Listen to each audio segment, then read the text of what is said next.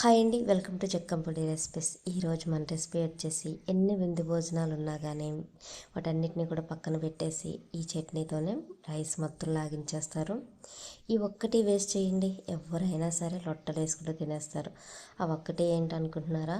అది ఏంటనేది మీకు వీడియోలో చూపిస్తాను. లాస్ట్ వరకు స్కిప్ చేయకుండా వీడియో మొత్తం చూసేయండి. ముందుగా టమాటాలు వచ్చేసి ఒక పావు కిలో వరకు తీసుకోండి. వీటిని కడిగి శుభ్రంగా ఇలా చిన్న చిన్న ముక్కల కింద కట్ చేసుకుందాం. ఇవన్నీ నేనైతే ఇలా కట్ చేసి పక్కన పెట్టుకున్నాను.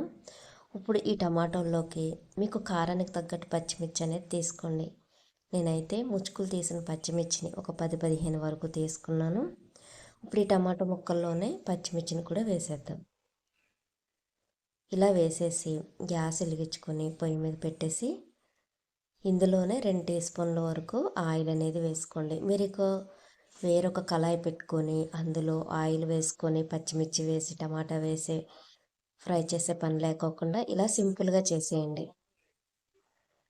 ఇలా వేసిన తర్వాత ఒకసారి కలిపేసుకొని మూత పెట్టేసి 10 నిమిషాలకు ఒకసారి కలుపుకుంటూ ఇందులో ఉన్న వాటర్ మొత్తం కూడా కుక్ అయిపోయి ఆయిల్ పైకి తేలే వరకు కూడా మగ్గించుకోవాలి. అయితే చాలామంది టమాటోలు పచ్చిమిర్చి కుక్ చేసేటప్పుడు వాటర్గా ఉండి మనకు జోరు అయిపోతూ ఉంటుంది కదా ఒక్కొక్కసారి చట్నీ. అలా అవ్వకుండా ఉండాలంటే ఇదిగోండి, ఈ జల్లెడి ప్లేట్ ఉంది కదా, ఇలా జల్లెడి ప్లేట్ వేసుకుంటే ఆవిరి మొత్తం కూడా బయటకు వచ్చేసి మనకి టమాటోలు ఈ పచ్చిమిర్చిలో వాటర్ అనేది అస్సలు ఉండదండి, చక్కగా మగ్గిపోతాయి. ఇక చూడండి, ఇలా మగ్గిన తర్వాత ఈ ఒక్కటి వేస్తే టేస్ట్ అదిరిపోతుందని చెప్పాను కదా, అదేనండి కరివేపాకు కూడా మన కంటి చూపుకి తలకి చాలా మంచిది. 1 కప్పు వరకు కరివేపాకు అనేది వేసేయండి. ఇలా వేసేసి మొత్తం కూడా బాగా కలిపేయండి. కరివేపాకుతో చేసిన పచ్చడి చాలా రుచిగా ఉంటుంది టమాటాల్లో.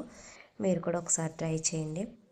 ఇప్పుడు కరివేపాకు కూడా వేసేసిన తర్వాత మూత పెట్టేసి మరలా ఒక 10 నిమిషాలు మధ్యలో కలుపుకుంటూ ఈ టమాటోల్ని ఉడికించుకోండి. ఇప్పుడు మనం మూత తీసి చూద్దాము. చూడండి, మనకి ఈ టమాటాలో ఉన్న వాటర్ మొత్తం కూడా ఇంకిపోయినాయి కదా. ఇప్పుడు ఇందులో చిన్న నిమ్మకాయ సాయంత చింతపండు కూడా వేసుకొని ఒకసారి కలుపుకుందాం. ఇలా కలిపేసి ఒకసారి మూత పెట్టేసి వదిలేసారంటే ఇదిగో చూడండి, ఆయిల్ మొత్తం పైకి తేలి మనకి టమాటాల్లో అస్సలు వాటర్ లేకోకుండా ఇలా మగ్గిపోయినాయి కదా. ఇప్పుడు ఒక మిక్సీ జార్ తీసుకొని ఇందులో వెల్లుల్లిపాయ రబ్బలు వచ్చేసి ఒక 5-6 వేసుకొని, జీలకర్ర వచ్చేసి 2 టీ స్పూన్లు వేసుకోండి. అలాగే గల్లులుప్పు వచ్చేసి 2 టీ స్పూన్లు వేసుకొని, పసుపు వచ్చి ఒక 1/2 టీ స్పూన్ వరకు వేసుకోండి. ఇప్పుడు చల్లారి పెట్టుకున్న ఈ టమాటో పచ్చిమిర్చిని కూడా ఇందులో వేసేసి మిక్సీ పట్టేయండి. మీ దగ్గర రోలు అవైలబుల్గా ఉంటే రోట్లో అయినా చేసుకోవచ్చు, రోట్లో అయితే ఇంకా రుచిగా ఉంటుంది. ఇలా మూత పెట్టేసి కచ్చాబచ్చాగా 2 తిప్పులు తిప్పండి. చూడండి, మనకి పచ్చడి అనేది ఇలా రెడీ అయిపోయింది కదా. ఇప్పుడు ఈ పచ్చడి మొత్తాన్ని కూడా ఒక బౌల్లోకి తీసుకుందాం.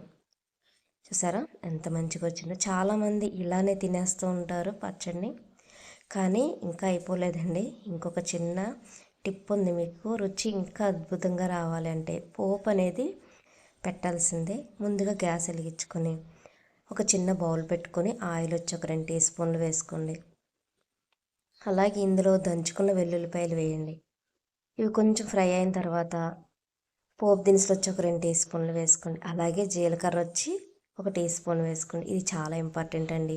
పచ్చడికి ఎప్పుడైనా సరే మనం పచ్చడిలో జీలకర్ర వేసి పడుతుంటాం, కానీ పోపులో మీరు జీలకర్ర వేసి పోపు చేయండి, చాలా రుచిగా ఉంటుంది. ఈ టిప్ అనేది అందరికీ తెలియదు, కానీ రుచి అనేది ఇక్కడే వస్తుందన్నమాట. ఇప్పుడు ఎండుమిర్చి కూడా వేసేసి కొంచెం కరివేపాకు కూడా వేసుకుని ఈ పోపు మొత్తాన్ని కూడా బాగా ఫ్రై చేసుకుందాం. ఇలా పోపు మొత్తం కూడా బాగా ఫ్రై అయిపోయిన తర్వాత ఇప్పుడు దింపేసి పచ్చడి పైన ఈ పోపు మొత్తాన్ని వేసేసుకుందాం.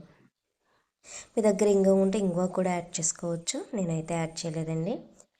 ఇలా పోపు మొత్తాన్ని కూడా పచ్చట్లో వేసేసి బాగా కలిపేసి సర్వ్ చేసేయండి. అంతేనండి, మనం నార్మల్గా చేసే టమాటా పచ్చడి కంటే కూడా ఇలా చేసి పెట్టండి, చాలా రుచిగా ఉంటుంది. ఎన్ని విందు భోజనాలు ఉన్నా కానీ ఈ పచ్చడితోనే రైస్ మొత్తం లాగించేస్తారు. అలాగే కాదండి, దోశ, బోండా, గారె దేనికైనా సరే చాలా రుచిగా ఉంటుందనే చెప్పాలి.